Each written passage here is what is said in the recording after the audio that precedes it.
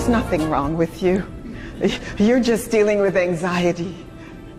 And I felt so insulted. It's almost as though he had slapped me in the face or he had said something bad about my mom. And I turned to him and I said, you're being insensitive and I'm going to call 911 anyways. And I did.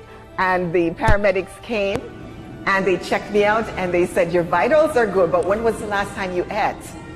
And I go, like 8 or 9 hours ago. They said, well, that's part of what's wrong with you. Maybe you need to get something to eat. If you still want to go to the hospital, we'll take you.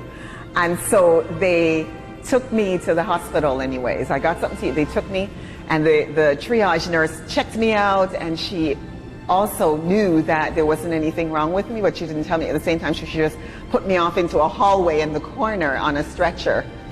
And that night I was there, and at some point I dozed off. I woke up, it was like 5 a.m. in the morning, and it's like a voice whispered in my ear saying, there's nothing wrong with you, go home. And so my husband was there sitting on a chair sleeping, and I nudged to him. I got off the stretcher, nudged him, and I said, I think you were right. But ever so often he'll say, remember that time in Toronto when you were dying? So is it okay with you if we start with something funny? Let me see a show of hands. Awesome, awesome.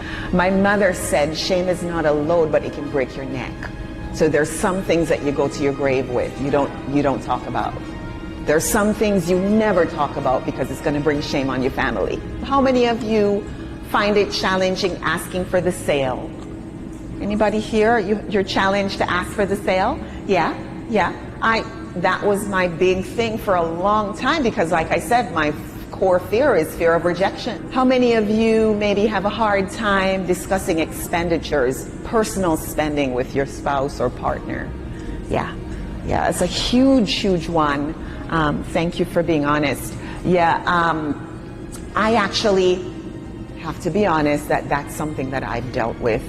I thought that only happened at a certain income level or income bracket. And then I met this lady who is super successful. She's a real estate investor. She owns multiple properties, multi-millionaire. And she shared with me that she has a hard time. Actually, she's no longer married to this person, but when she was married to this person, her spouse, she had a hard time letting him know what she bought. So she would go out and make personal purchases and come back in and remove the tags, hide the receipts, and stuff the things in her closet. And she would leave them there for months. All right, the truth will set you free, but it might embarrass you. I have to say I've done some similar things. Like I mentioned, our core fear is our money blind spot. Our core fear.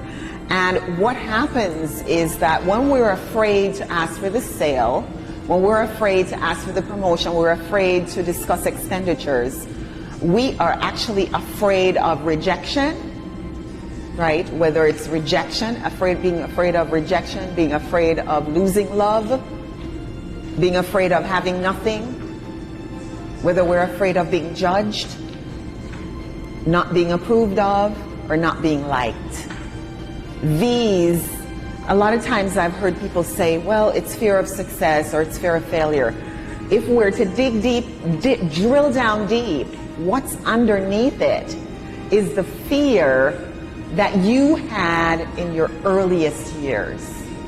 It came about from something that happened to you early on, and it created a wound, a deep wound. There's this fear of whether it's rejection or losing love or not being liked or not being approved of or being judged or having nothing that's tied up with that, because these are people who you've had known for years or they've been part of your family, and you don't want to lose something, right? Well, they don't realize that it's a trickle-down effect. Whatever yours is, I love that you shared that. Thank you.